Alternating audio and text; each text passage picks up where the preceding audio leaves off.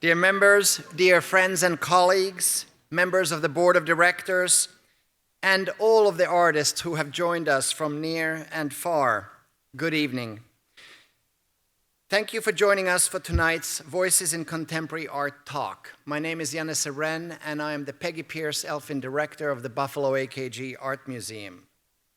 We are gathered today to celebrate the opening of Let Us Gather in a Flourishing Way, a special exhibition that inaugurates the Buffalo AKG's spring season. Yay!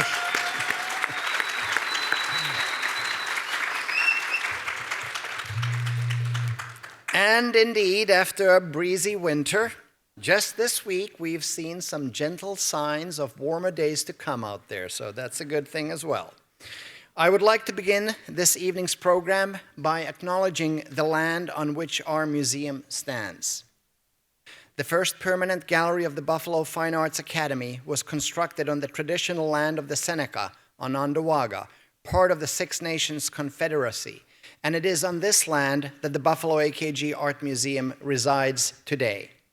The native occupants of this land were among the estimated 10 million Native Americans in pre-colonial North America who were displaced.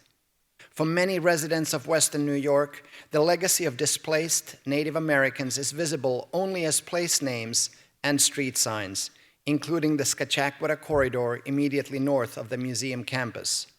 As an institution, we collectively acknowledge this land as the traditional home of the Seneca and honor the Native American members of our community who continue to bear the burden of this history as they live nearby and among us. We are grateful to live, work, and learn on this land. Tonight's Voices in Contemporary Art program will feature the curator of Let Us Gather, Dr. Andrea Alvarez, in conversation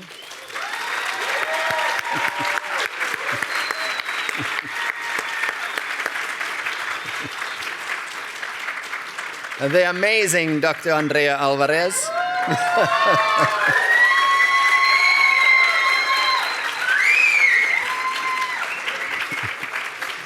In conversation with three amazing artists in the exhibition, Rafa Esparza, Larry Madrigal, and Sarah Zapata.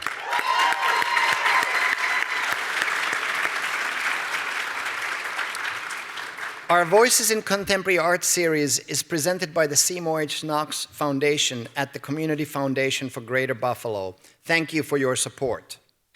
Before I pass the baton to Dr. Alvarez and the artists, I'm grateful for the opportunity to say a few words about Let Us Gather in a Flourishing Way, a landmark exhibition for the Buffalo AKG and the world at large.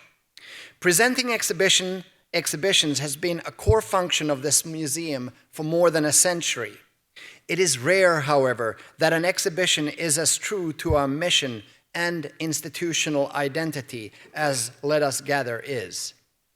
For 163 years, the Buffalo AKG has committed itself to stewarding and uplifting the art and artists of our time, the visionaries who see the world in new and unique ways and help us do the same.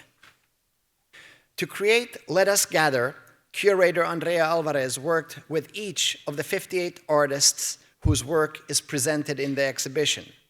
In many cases, the artists helped select which of their works would be included. In doing so, Dr. Alvarez demonstrated a level of deference to and support for artists that is exceptional, even in the field of contemporary art museums. I applaud Andrea's continuation of our long and storied institutional tradition of providing a platform from which artists can pave new paths and attain new heights. It is thanks to that tradition that today we have the exceptional collection for which we are known around the world. And it is thanks to our curatorial team's commitment to our values that we are able to present an exhibition as comprehensive and prescient as Let Us Gather. More than 40 of the 58 artists in the exhibition are here with us this evening.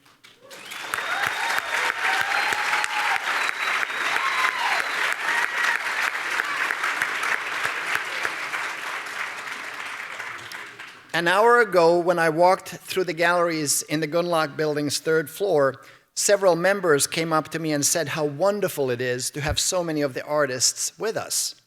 So, on behalf of all of us, the proud citizens of Buffalo and Western New York, I want to thank you, the Let Us Gather artists, for traveling to Buffalo to celebrate your exhibition. It's your evening.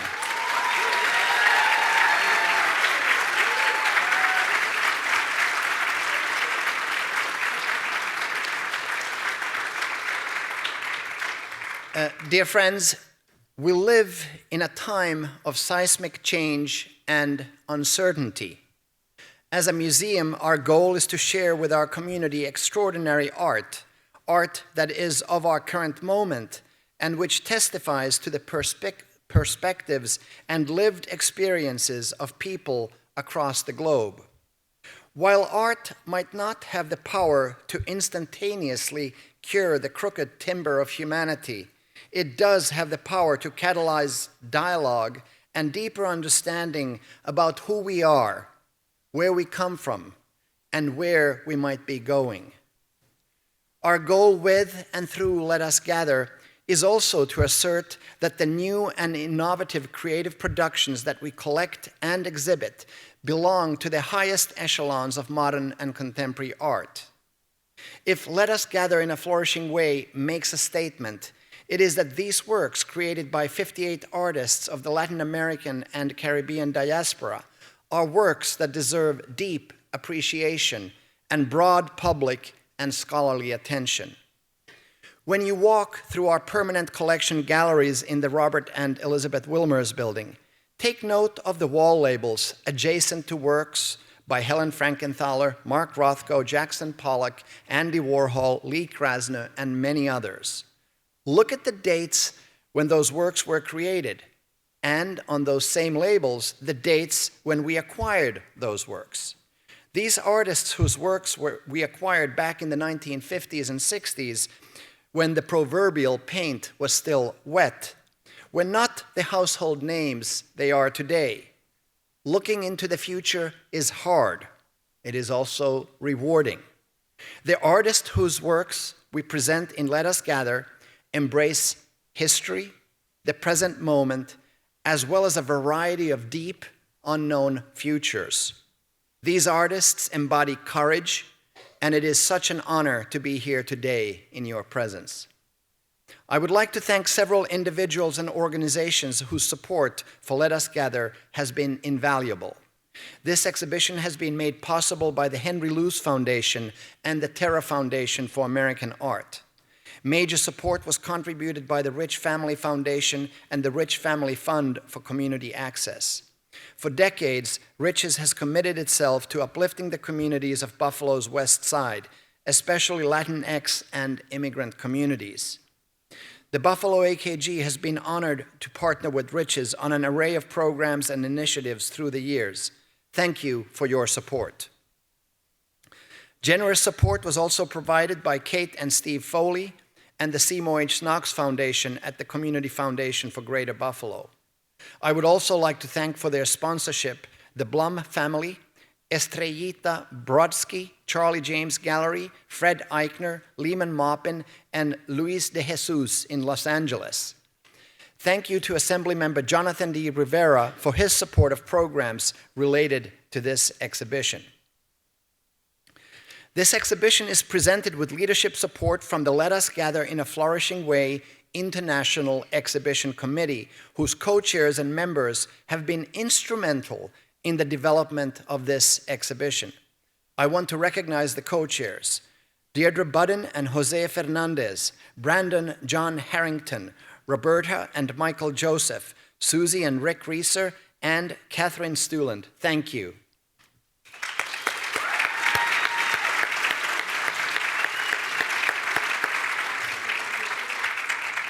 And thank you to all the committee members for your stewardship of this urgent and important exhibition. Thank you for believing in us. Finally, I want to thank you, our members, for the extraordinary support you provide to your museum.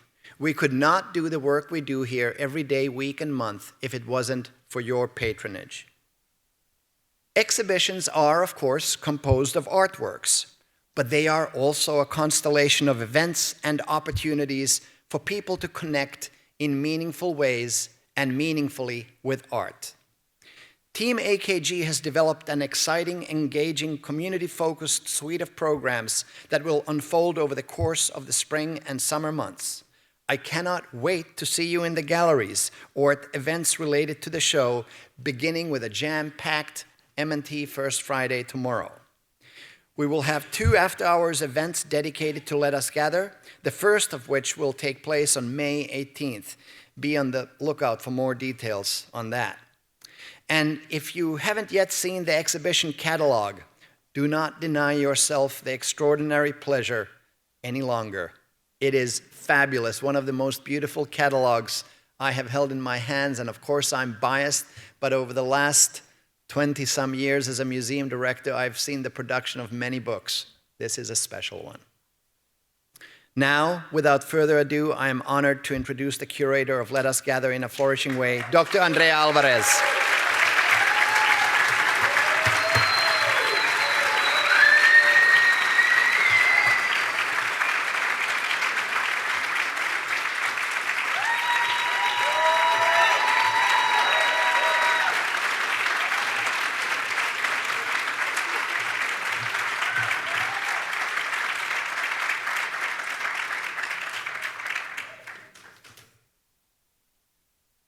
Hi, everybody. I'm going to do my best to keep it together. It is such a treat, an honor, a pleasure to see all these faces, chosen family, friends, collaborators in this crowd. I'm really, really honored.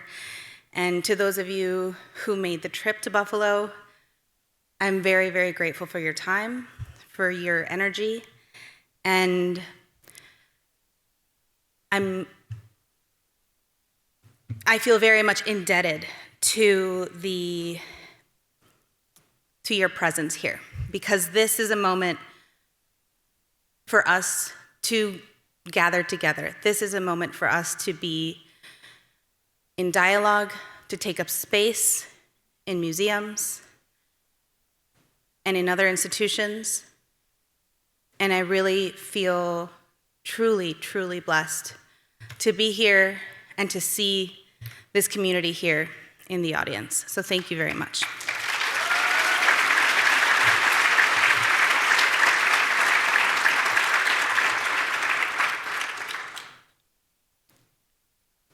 When I moved to Buffalo in 2017, I learned of the richness of its refugee and immigrant community. And in the exhibitions and projects and acquisitions that I've been doing over those last years, I have worked to welcome those communities into these spaces and into these galleries. But this exhibition is the boldest statement that I've made so far. It is a declaration that we as Latinx people are here, that we take up space, that we are part of the dialogue of what is happening in contemporary art, in the contemporary world, and that merits attention. And more broadly, that all those individuals who have experienced displacements, who have migrated around the world, whose worldviews are shaped by those experiences, also deserve to be seen and represented in spaces like these.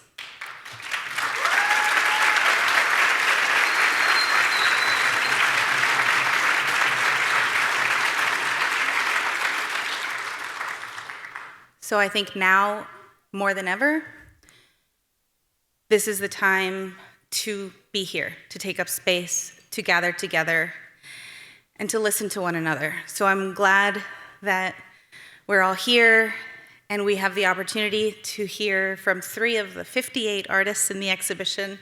Gosh, if I could have so many more on stage, I would. But I do want to thank the 30 plus, 35 plus artists who are here in Buffalo. I can't tell you how much it means to me that you're all here. So thank you for that. Tonight, we're going to speak with and hear from 3 artists. Sarah Zapata, a Brooklyn-based artist whose work is on screen right now. It's looping, so it's going to leave us. Who's a textile-based artist. And this is a painting show, but we're thinking about painting in expansive ways. We're expanding the disciplines that have been inherited, passed down to us from the European and white American traditions, and expanding those by pushing against material expectations. So Sarah's work, in many ways, brings the tradition of muralism into a more physical, textural, textile-based conversation, and she's also making us think about architecture and the spaces that we inhabit.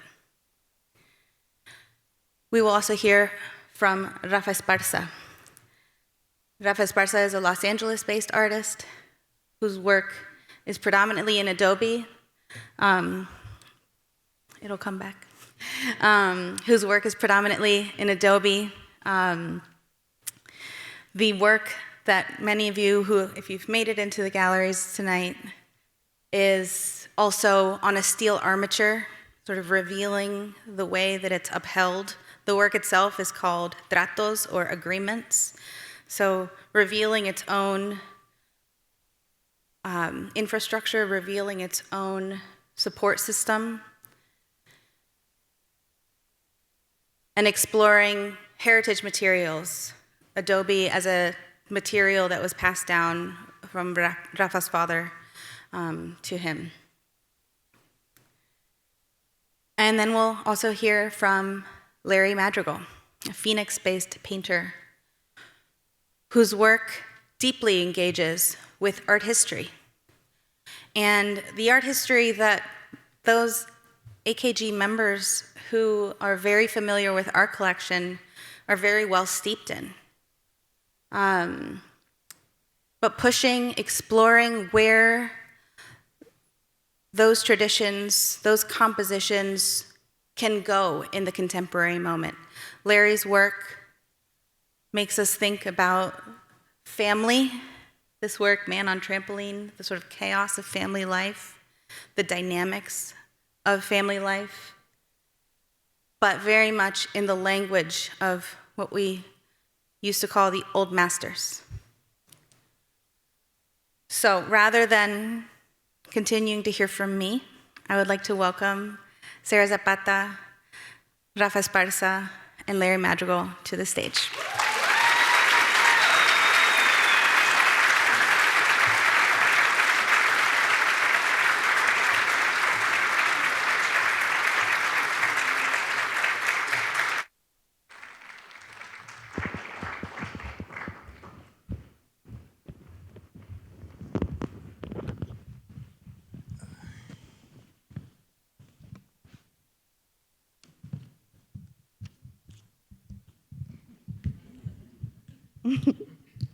Okay.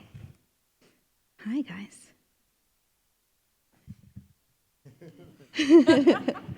Let's just settle in for a second. So, I think it would be maybe helpful to just sort of start diving in to talk about each of your works and maybe your work more broadly, just to give those in the audience who aren't familiar a little bit of an introduction. Anyone can start. Whoever wants to break the ice, you can start. I could start. Can everyone hear me okay? They told us to eat the mic. So I come to contemporary art making through performance, in fact. And although I had formal training in drawing and painting at a community college in East LA College, where I attended for several years,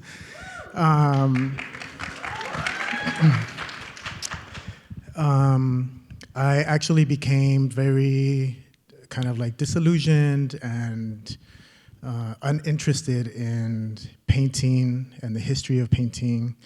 And I opted for performance, doing live performance, works that were situated site-specifically in public spaces where my body and the work that I was presenting could be accessible to communities that don't traditionally access traditional art spaces such as galleries and museums.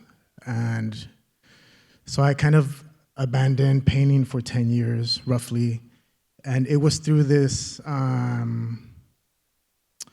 inheriting this practice of working with soil and working with land and mixing it into adobe, where I kind of slowly came back to painting, initially working with adobe to make bricks, to build structures that I would invite other brown artists to come into, to build murals on top of, to perform artworks inside of, to install sculptures inside of. And in some of those instances, watching my peers paint murals onto the faces of these earthen surfaces inspired me to come back to painting. And so over the years, I've stopped using adobe as a building material, and instead I've been using it sculpturally. I've been exploring making these panels that I've evolved over the years. I've worked on making color field studies inspired by kind of like color patterns that my family back in Durango, Mexico, paint the facades of their homes in. I've explored portraiture and landscape here. Thank you, Andrea, for inviting me to make a new work at this scale. The only other work that I've made at this scale was for a piece that was included in a group show in Los Angeles a couple of years back.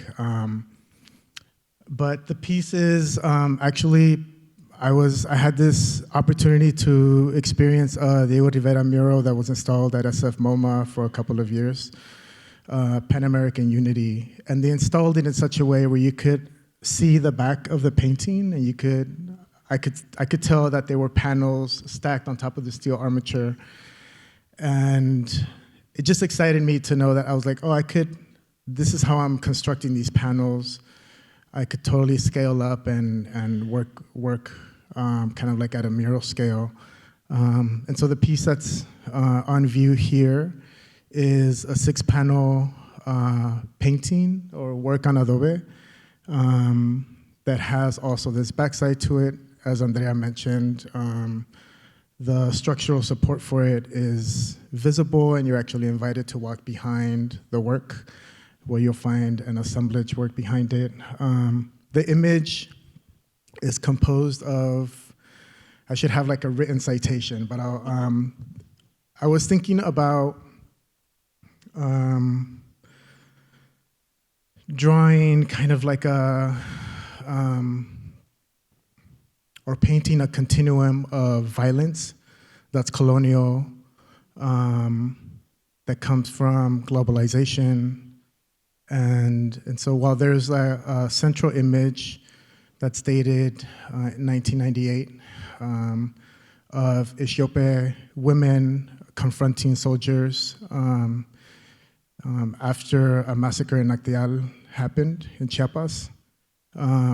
There's also, it's collaged in front of images of ICE raids from Los Angeles and Chicago last summer. I'm interested in different ways of mark making that include tattooing, scarification, body modification. And so on the arms of the woman pushing back on the soldier, you see these etchings that were made in different times, the earliest by Theodore Debris. Actually, yeah, they're right around the same time. Theodore Debris etching, representing a representation of Spaniards punishing and indigenous folks by whipping them. In that same space, you find an image from the Florentine Codex, and it's an image of a battle of the Aztecs defending themselves and fleeing from Spaniards on boats in Lake Texcoco. And so there's if you look closely, there's actually an image of someone passing on a baby to someone in a boat. And then in those same arms, kind of like entangled with one another, there's an image of water flowing from one pair of arms into another arms and kind of like touching the soldier's arms. There are also bees that are kind of like flying around the image of the soldier. The folks that were massacred in Acteal were kind of like titled Las Abejas. And so I wanted to honor like that moment and not just kind of like be in conversation, but honor the folks that are represented in that image. Thank you so much for asking us to be in conversation.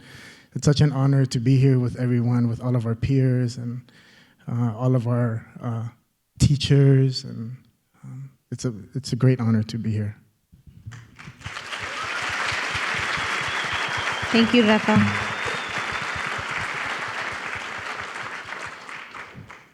Sarah, do you want to go next? Yeah, thank you so much. It's incredible. It's overwhelming, I think, being here. So yes, I work in textiles. We were talking about this before the panel began, that I was excited but curious why I was included in a painting show. But I think it's also an important part of the lineage in thinking about how textiles largely are the reason that painting exists. And so I think my work certainly is about who I am and where I come from, but also how I'm not unusual in speaking to larger societal constructs. I'm originally from Texas. My father is from Peru, and my mother is a white evangelical Christian Texas woman. And so textiles were really a way for me to be both and neither at the same time. Obviously, Peru has this incredible material culture specifically to textiles and hand weaving, but also there's biblical text that talks about how a woman is good, she works with her hands. And so really upon investigating this technique, I really wanted to think about how it related to the body. It's impossible to divorce textiles from the body, in my opinion. And it really was through this writing practice that I arrived at rugs.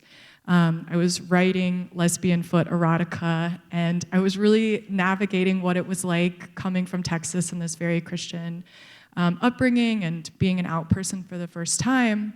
But really it was thinking about text as a means of fantasy in ways that I could not achieve physically. And upon thinking about feet, which are an important part of the Bible to think about one's relationship to Christ, they're a sign of humility, but they also are what define us from an anthropological standpoint. We're the only full-time bipedal mammals. And so really upon thinking about rugs, I began to investigate them, and specifically in Peru and in other parts of South America, textiles were not used on the ground prior to colonialization. They're seen as this very ubiquitous object from this part of the world when really they're a testament to political erasure and change. And so I started working with rugs to sort of exist in many places at the same time. When I first started doing them, they were these immersive installations that people could spend time on, and I really was trying to build this physical space for community, very much in the vein of Jose Esteban Munoz, really accessing futurity in a way that's articulated through fantasy, but through a material that we literally all have a connection to. And so from these installations, it's really evolved into architecture, which brings us to the columns that are here at the museum. I really, again, want these pieces to exist in multiple places at the same time. And with these columns, I wanted them to look as almost they're pre-existing and you don't know if they're being deconstructed or constructed. Again, it's that influx of potentiality of, are we being destroyed or are we being created? And I think that's it. Thank you so much. Thank you.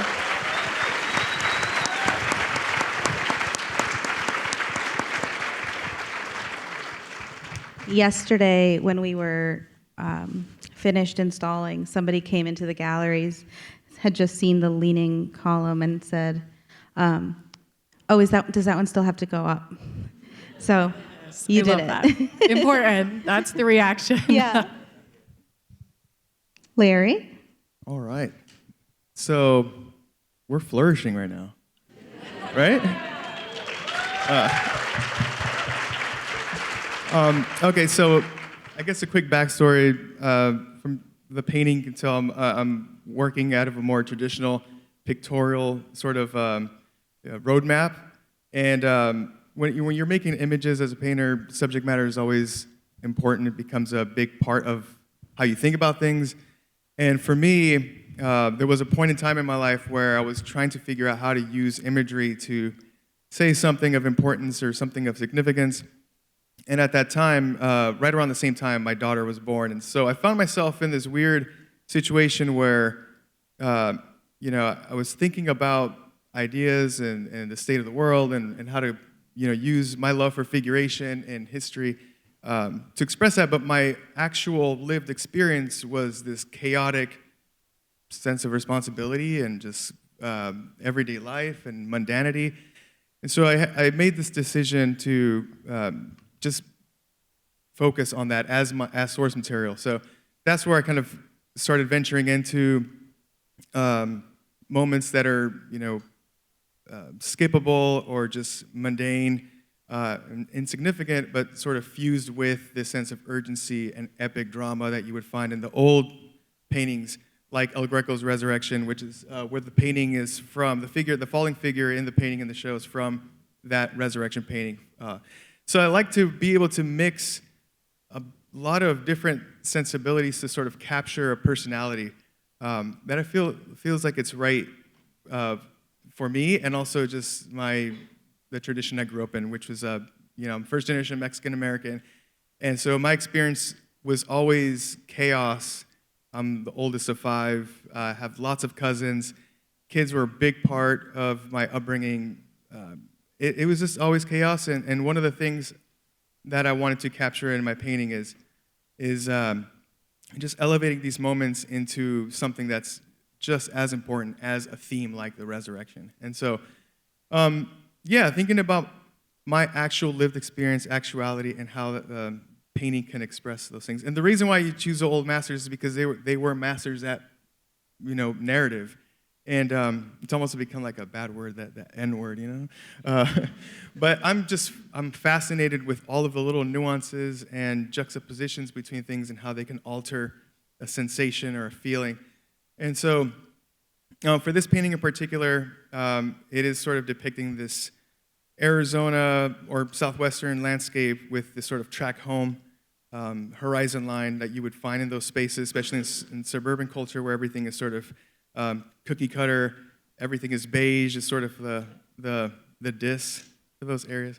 But what I appreciate about my family's culture growing up is that wherever we went, my parents always found a community, and we've always tended to still celebrate and bringing this richness to those spaces, regardless. So this is trying to capture that in a way. And I guess I do get a lot of inspiration from funny home videos, so if you ever watch those, you won't get enough of trampoline accidents. So, how do you get all these things together? Humor, earnestness, importance, but also mundanity, all in a painting. That's what I love about figurative art and art history, blending all that stuff together. So I think I think that does it. That's great. Thank you.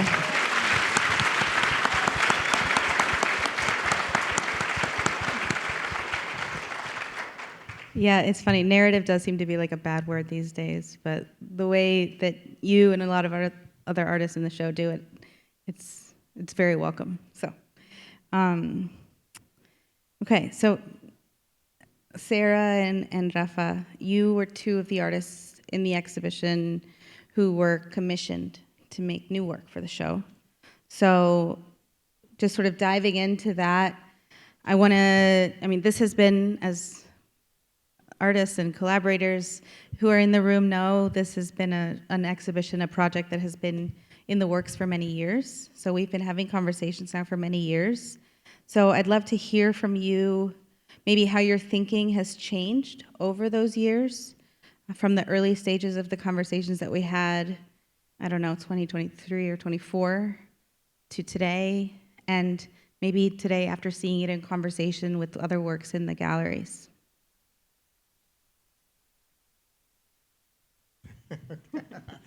Well, firstly, thank you for just being so open to being part of a process that evolved.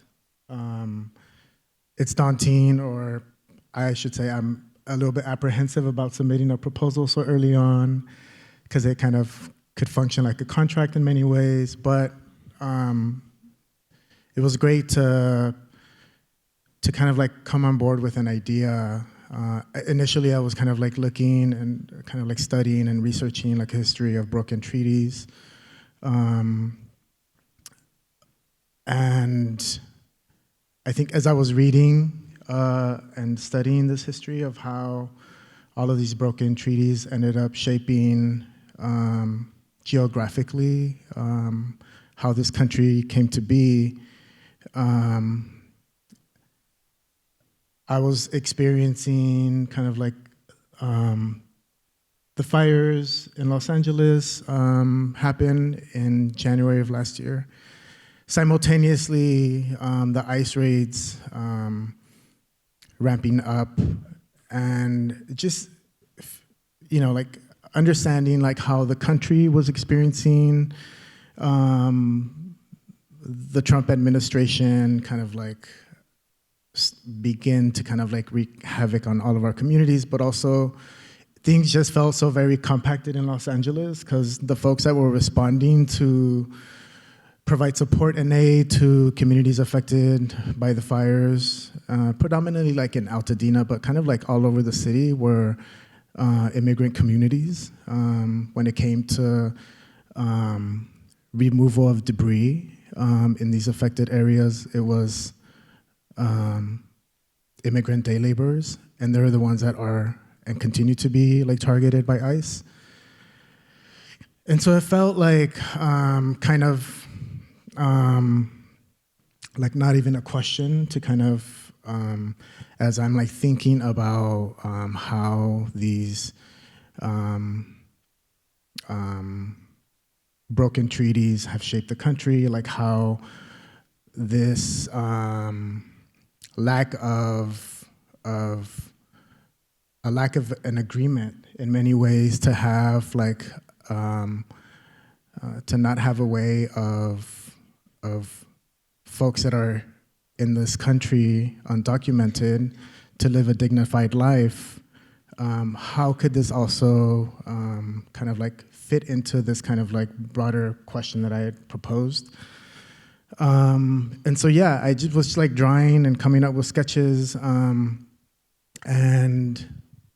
when I came across the Pedro Valtierra photograph, which I first saw kind of like in the early 2000s when I was studying a lot about like the Zapatista uprising, it just kept coming back to me, and it felt like there was this, the look on this soldier's face, this mortified look, says so much, and I couldn't really like sketch like a better expression, and so I wanted to kind of like stick with this idea of tratos because I felt like what I was also interested is not only, I not only wanted to think about like these kind of state officiated kind of like agreements, but I also wanted to think about like the kind of personal agreements that we make with one another as community members, as family, people that care for one another. And this image feels like there's a lot of betrayal in it. You know, I only paint brown people on surfaces that are made with material that's inherently brown. And the soldier that's being pushed back by brown women is brown. The ICE agent wearing the American balaclava is brown. But there's this moment of, it's very heavy and there's a lot of tension, and I know it was challenging to kind of like make this image.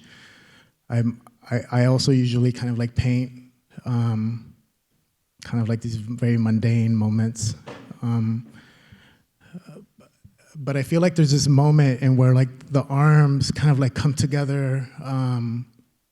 There is an edit or an alteration from the original image. The original image photograph shows the soldier kind of like with his open arms. And here I have the soldier kind of like touching the person that's pushing up against him. So there is kind of like this moment of holding or struggle, this kind of like entanglement.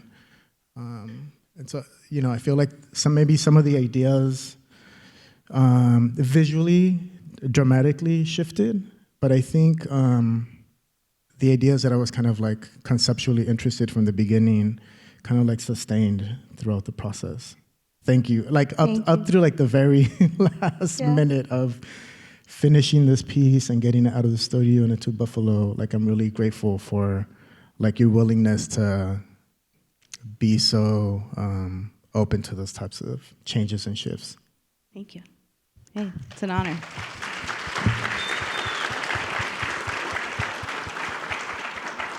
Sarah.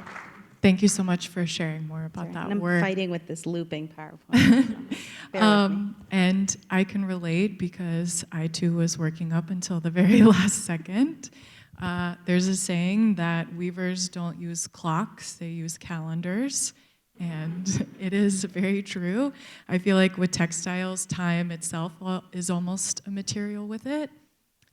So I feel like with the works here, I feel like they are at once changed and unchanged. I feel like I usually have a very clear understanding of what I want to do in terms of how the sculpture is going to exist. But really, the textiles themselves are the ones that really change. And so something that I've been really experimenting with lately is completely just taking previous works apart and then reconstructing them, taking weavings from one work and basically destroying it and turning into something else. And with the installations, which are comprised of multiple parts, I like the idea of them almost having their own existences where it happens once and then it never happens again because I'm always going to change it if it's in my hands.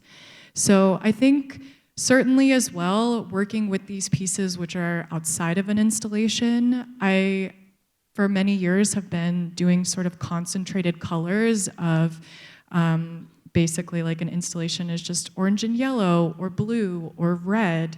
And so it was kind of difficult, I think, to transition off of that and how these works were going to exist amongst themselves. And I think certainly I'm always going back to flags. And so one of the columns, I wanted it to look like the Peruvian flag, but also something darker. With these columns, I've done them where they've been hanging on the wall. And there's something that changes about the works where they begin to watch you. And there's this more ominous quality that I felt like this darkness that I feel like I couldn't articulate when we were first beginning to talk about it feels very much here. And I think the biggest change certainly with them is recently I've been adding more handwork. And so with these, I feel like it's important to sort of like double down on the hand, and it feels like anti-futurist and really thinking about tradition and how tradition is not about making the same object over and over. It's about thinking of the prescience of tradition and how it's important. It's gotten us through so many centuries of existence, and really relying on our humanness to move us forward.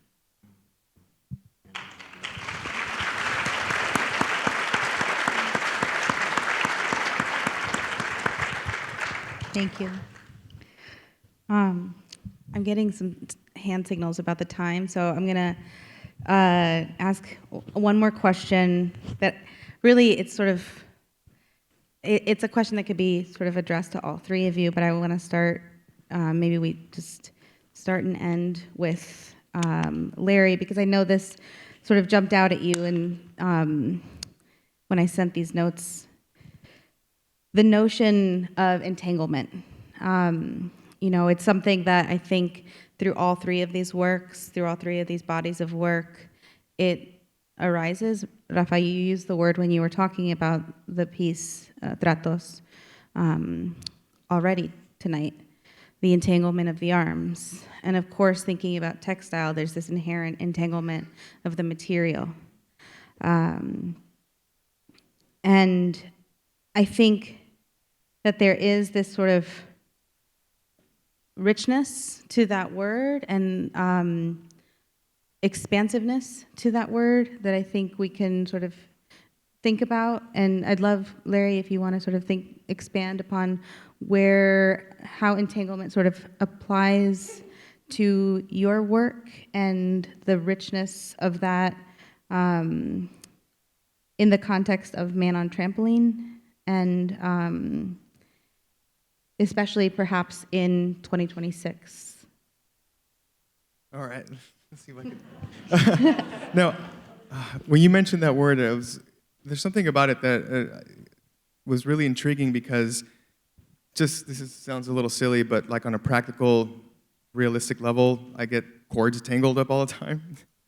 And the one thing you don't ever want to do is just pull them apart, because you're not going to entangle them that way, right? So I started thinking about just what does it take to untangle things, ideas, cultures. You can be entangled so many ways, but what you don't want to do is kind of force things, right? So it just made me think about just the entanglement of even intergenerational entanglement, and so being sort of, I know a lot of us in this room are in this space where we came here, or our families came here, and then we are now entangled between different identities, and not just that, but now different generations, and so and then now some of us have offspring, and so we're entangled with them too. So what does it mean to live in a space where there's multiple directions and thought process and sort of exist in that space? And so I mean, maybe for this painting, obviously there's probably pain and tragedy involved with that, because there's figures entangled, getting hurt. And there's also figures moving in and out of that space too. So the Man on Trampoline is actually departing that space for the next generation. So when I pull these narrative things in my head, I take them to all these different places in the way I talk about my work. So I can look at this painting as also entanglement of aging and sort of being let off of that space so the next generation can flourish. But that's painful, and that can also cause pain too at the same time. So yeah, I think entanglement is just one of those words that you can go so deep into. And in 2026, where do I even start? There's like so much information to untangle, and where's the source of it all? I think it could get really confusing. So I think the most important thing for me as an artist, as a member of a family, a member of a community, is connection. I think at least when you're entangled, you're connected, and if you stay connected, maybe we can work together to loosen some of those knots. And there's a famous saying, I don't know who said it, but someone said it: there's no knot that cannot be untangled. I heard it somewhere. I don't know. It sounds cool, though.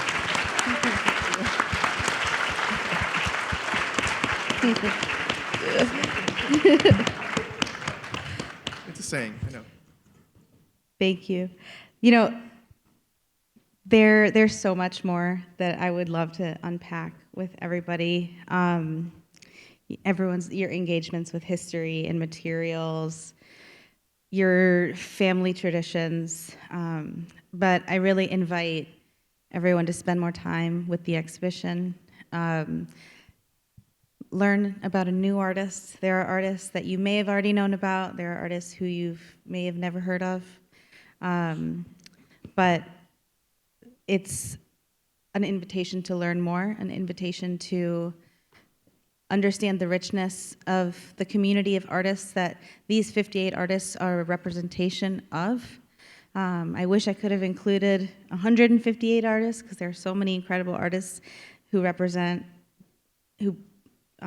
constitute this incredible population, this diaspora of artists. But for now, for tonight, I want to thank the three of you for your beautiful words, for your time, and I want to thank all of you for your attention, and wish you all a lovely evening and a safe journey home. Thank you.